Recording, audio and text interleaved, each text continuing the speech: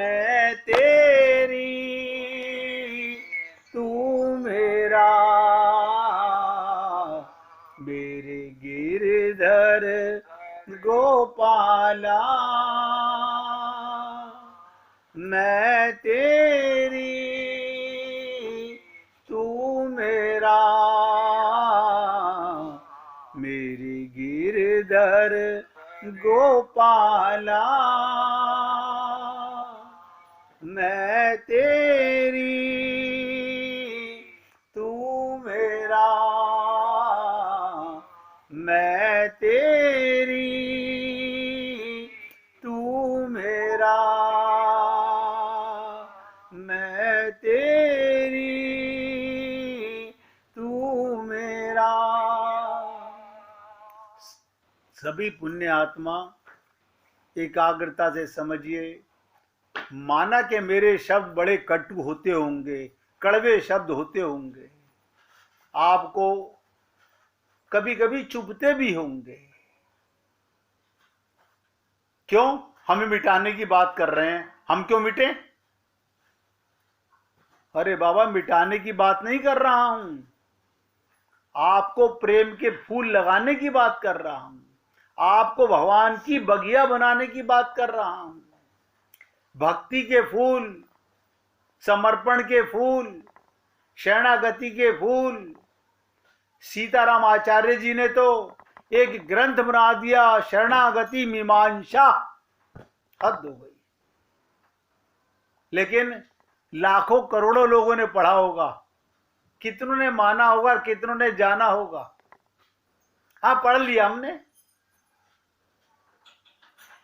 यानी इस माइक बुद्धि से, माइक मन से गीता पढ़ी, रामायण पढ़ी, संत महात्माओं को माइक मन से सुना, शरणागत करके कुछ नहीं किया। इसलिए अगर अपना जीवन हम कृतार्थ करना चाहते हैं तो मिटने के लिए तैयार होना पड़ेगा।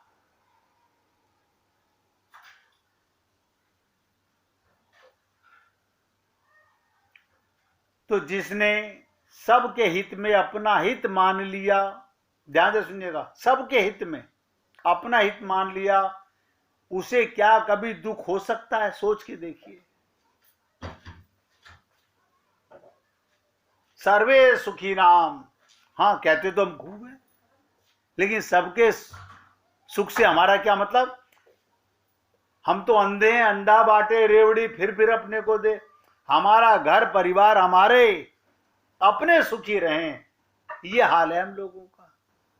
इसीलिए आज तक हम बीज परमात्मा के फूल नहीं लगे। जिसने सबके हित में अपना हित मान लिया, उसे क्या कभी दुख हो सकता है? अपने स्वयं का विस्तार करके सब में अपने को देखिए, देखिएगा। भगवान कह रहे हैं वासुदेव सर्वम, सारी सृष्टि मैं बना हुआ हूं। हम देखते हैं आंखों से, हाँ ये पेड़ भी भगवान बने हुए हैं, ये फूल भी भगवान बने हुए हैं, ये फल भी भगवान बने हुए हैं, ये मकान भी भगवान बने हुए हैं। अच्छा जी, ये आकाश भी भगवान बने हुए हैं। और तुम? नहीं, हम तो देखने वाले हैं। यानी अपने को भूल जाते हैं कि तुम भी परमात्मा ही के अंश हो। देखो, दिए तले अंधेरा, विचित्र चीज है जीवन की। अपने स्वयं का विस्तार करके सब में अपने को देखिए। मैं ब्रह्म का अंश हूं, तो मेरे सामने जिसको मैं बुरी निगाह से देख रहा हूं, जिसको मैं दुश्मन मान के देख रहा हूं, जिसको मैं विरोधी मान के देख रहा हूं, वो परमात्मा नहीं है क्या? सोचो, वो परमात्मा नहीं है क्या?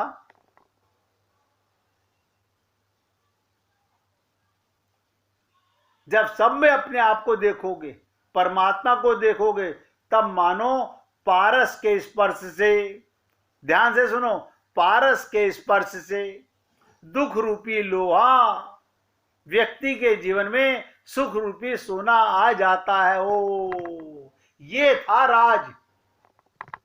ये था राज।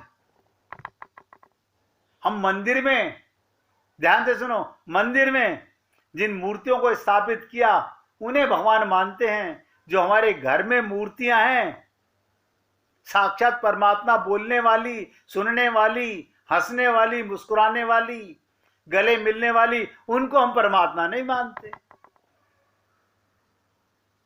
क्यों? हम बीज फूटे हों, परमात्मा के फूल लगे हों तो हमें समझ में आए, और जब खुद ही नहीं समझे तो दूसरे को क्या समझाएंगे।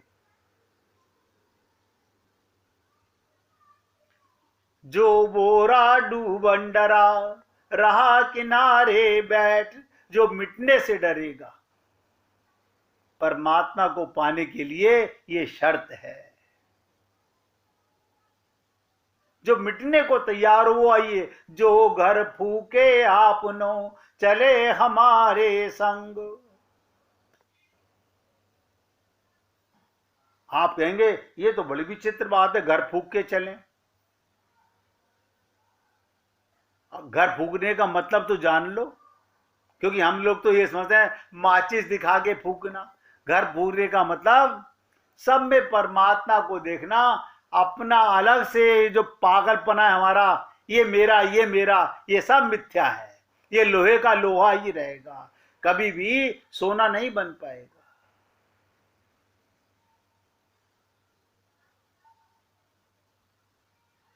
सुख रूपी सोना कभी नहीं बन पाओगे, ये अयोध्या कांड में संकेत मिलता है। आप कहेंगे अयोध्या कांड में ऐसा क्या संवाद था? अभी सुन लीजिए। इससे पहले देखिए, आगे बढ़ने से पहले बार बार पूछता हूं मैं आप लोगों से, सिर्फ इसीलिए कि खाली सुनने से कोई लाभ नहीं मिलेगा, मिटने से लाभ मिलेगा। अब हम क्या कहते हैं, नहीं आप सुना दीजिए, फिर हम डिसाइड करेंगे मिटे कि नहीं मिटे, हम डूबे कि नहीं डूबे। और अभी सुन के चुके हो, बांझ की तरह मरने का क्या लाभ, बीज आए बीज बन के चले गए, तो कोई जीवन थोड़ी है हमारा। धिक्कार है ऐसे जीवन को। अयोध्या में सुनिएगा, अयोध्या कांड में क्या आता है प्रसंग। अयोध्या में भगवान राम के राज्याभिषेक की तैयारियां चल रही हैं। भगवान राम के राज्याभिषेक की तैयारियां चल रही हैं अयोध्या कांड में। अचानक एक बाधा उपस्थित हो गई, उसमें राम राज्य का संकल्प पूरा नहीं हो सका। यानी भगवान राम का राज्याभिषेक नहीं हो सका। ये बाधा केवल त्रेता युग की नहीं है, आज भी यही है।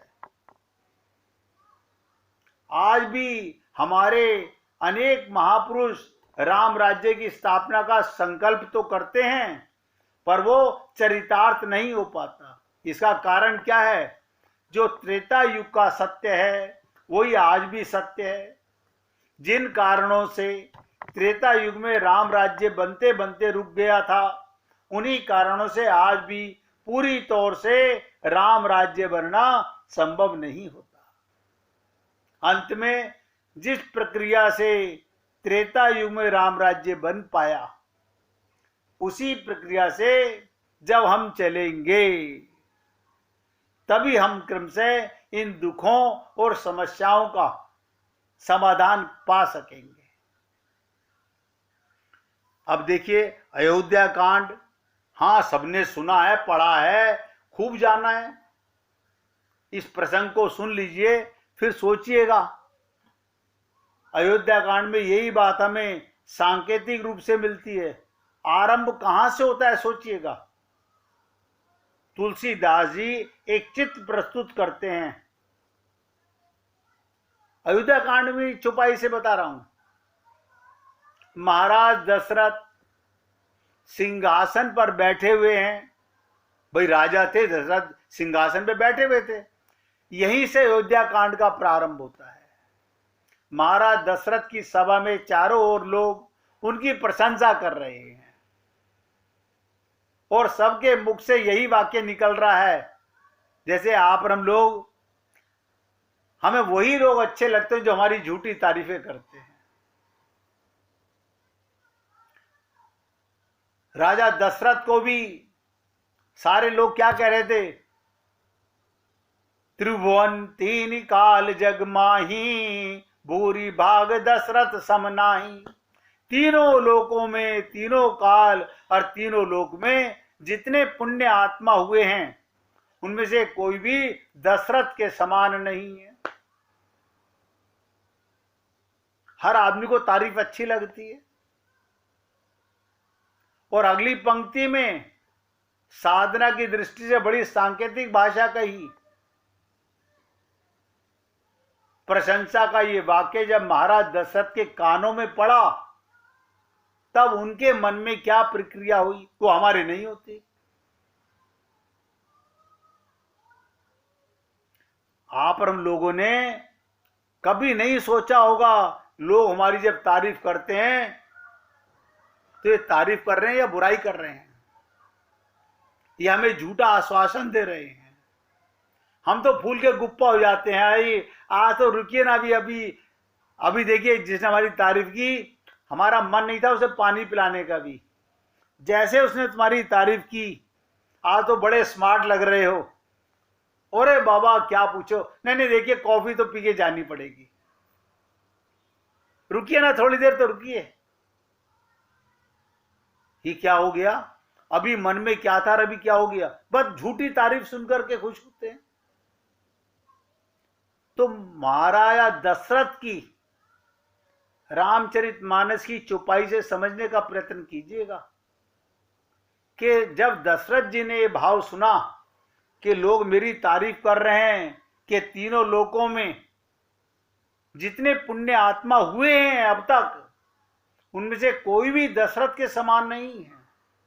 और अगली पंक्ति में साधना की दृष्टि से, चेतावनी की दृष्टि से बड़ी सांकेतिक भाषा का प्रयोग किया गया। प्रशंसा सुनकर के जो महाराज दशरथ ने किया, हे पुण्य आत्माओं, आप और हम लोग भी अपने जीवन में उतारने का प्रयत्न करें। क्या किया था, राय सुभाए मुकुर कर लीना। क्या मतलब,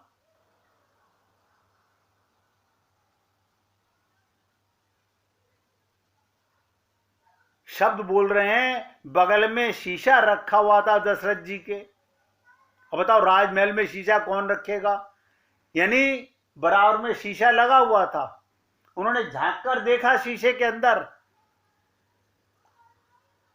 महाराज दशरथ ने शीशा उठा लिया और उसमें अपना मुंह देखने लगे। कई लोगों को, विशेषकर आधुनिक राजकुल की परंपराओं से संदर्भ में पढ़ने वालों को यह बड़ा अटपटा लगता है।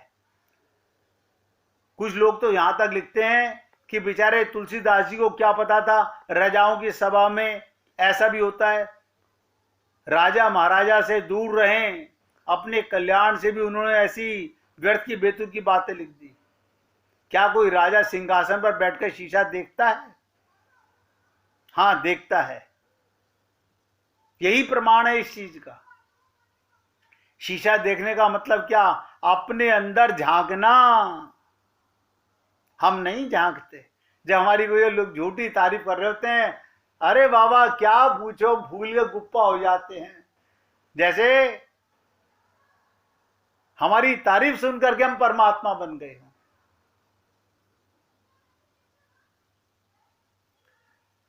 अपने अंदर झांक के देखो, जब आपकी लोग तारीफ करते हैं तो आपको कैसा लगता है। राजा दशरथ ने देखा सिंहासन उठाकर, सिंहासन के पास ही शीशा उठा के देखा। अकेले में शीशा देखना तो सभी जानते हैं, पर सबके सामने शीशा देखना बड़ा कठिन काम है। बहुत ध्यान से सुनिएगा और अपने जीवन में उतारने का प्रयत्न कीजिएगा। इसका अभिप्राय क्या, साधक वही, साधक माने पक्का शिष्य वही जो केवल एकांत में नहीं सबके सामने शीशा देखे। इसका क्या अभिप्राय है? जब कोई व्यक्ति अकेले में भगवान के सामने बैठता है तो कहता है, ध्यान से सुनो, हम अकेले में अगर बैठते हैं तो भगवान के सामने कहते हैं, मोह सम कौन कुटिल खल कामी, मैं बड़ा बुरा हूं प्रभु, बड़ा पापी हूं। लेकिन यही बात कोई समाज में उसके लिए कह दे तो हम बहुत बुरे पापी हैं, फिर देखिए सारा क्रोध कैसे उसके ऊपर निकल जाता है।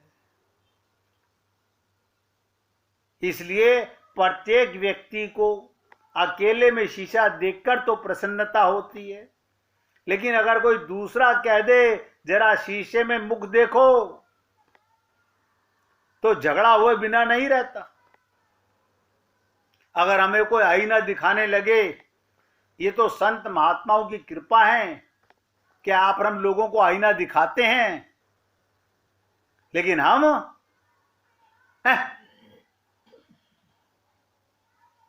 अपनी बुद्धि से झटका मार के सुनते ही नहीं हम।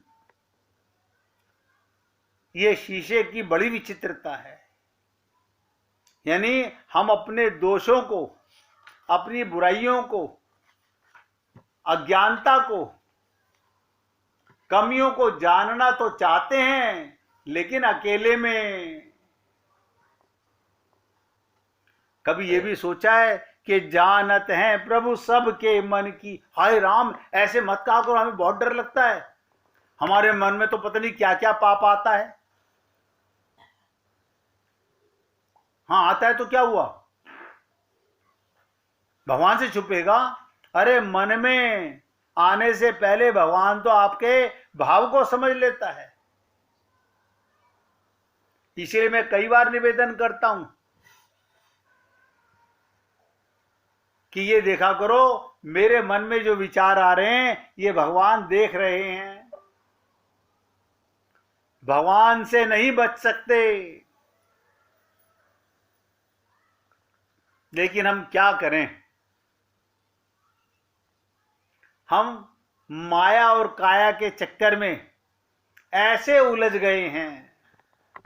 हम सब माया और काया के चक्कर में ऐसे उलझ गए हैं, अपने को जानना ही नहीं चाहते।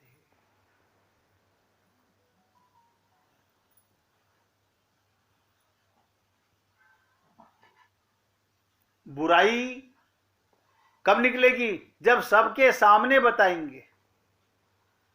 आप बताइए, आप और हम लोग अपनी बुराइयां कि हमारे में क्या क्या कमियां हैं, नहीं नहीं ऐसी तो हिम्मत नहीं कर सकते हम सबके सामने कैसे कह दे हम में ये बुराइयां हैं। और सब में बुराइयां हैं, सब झूठी तारीफ के कायल हैं, बड़े खुश होते हैं।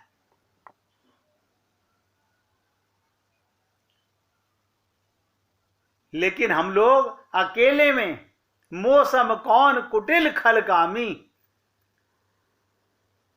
ये सबके सामने कहो ना, कोई दूसरा ना जाने, हमारे दोषों को जानकर कोई हमारी आलोचना करे, इससे हमें बचना चाहते हैं। लेकिन दशरथ जी के इस प्रसंग से हमें ये प्रेरणा मिलनी चाहिए। धन्य है दशरथ जी, उन्होंने साहस किया, ये सबसे बड़ी महत्व की बात है। सब लोग एक स्वर में प्रशंसा कर रहे थे कि दशरथ जी के समान, ध्यान से सुनिएगा, कि दशरथ जी के समान कोई महान नहीं। उसी समय वे सभा में सबके सामने शीशा लेकर देखने लगे, ये जो इनके मुख से प्रशंसा हो रही है उसमें सच्चाई कहां तलक है। कितनी सुंदर बात है, एक तो सभा में और दूसरे सिंहासन पर बैठे हुए। आप और हम लोग अपने अंदर झांक के देखें, अपने अंदर झांक कर देखें कि क्या है ऐसा हमारे अंदर।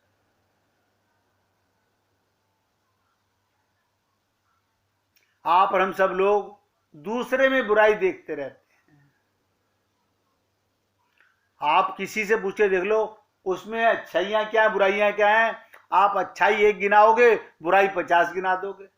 जब आपके अपने नहीं नहीं ऐसा नहीं है, ऐसे मत कहो, 1-2 बुराई होंगी, मेरे अंदर इतनी बुराइयां नहीं है। हम सबका यही हाल है।